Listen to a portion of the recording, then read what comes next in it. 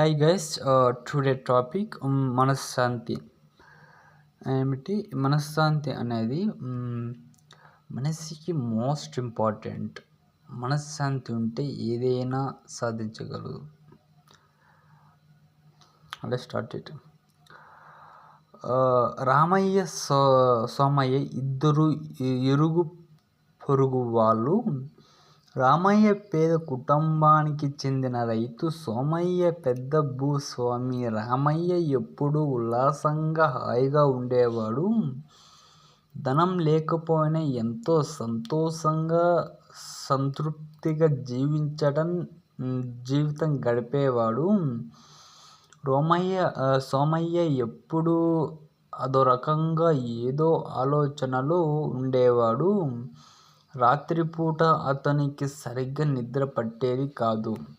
ఏ దొంగనైనా వచ్చి తన బీరువాలోని డబ్బులను కాజేయడమో అని భయపడేవాడు. సంతోషంగా ఉండే రామయ్య చూసి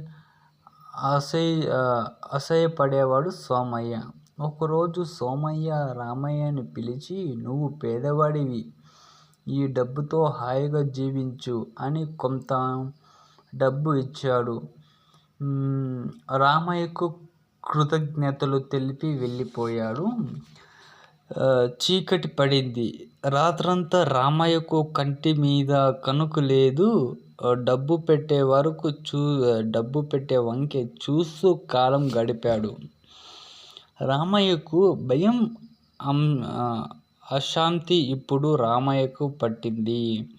తెల్లవారగానే రామయ్య డబ్బు పెట్టిన తీసుకుని వెళ్ళి సోమయ్యకు తిరిగి ఇచ్చి, "నేను పేదవాడిని సోమయ్య, నన్ను ఇలాగనే ఉండనివ్వు. నీవు ఇచ్చిన డబ్బు నా మనశ్శాంతిని నాకు కాకుండా చేస్తుంది. నీ డబ్బు నువ్వు తీసుకో" అన్నాడు. అంటే దీని టాపిక్ ఏమిటంటే,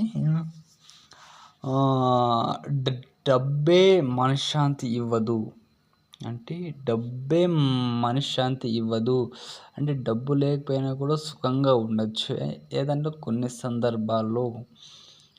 కానీ డబ్బు లేకపోయినా అనుకో, మనం జీవించడం కష్టం. కొన్ని సందర్భాల్లో డబ్బు మనశ్శాంతి చేస్తుంది.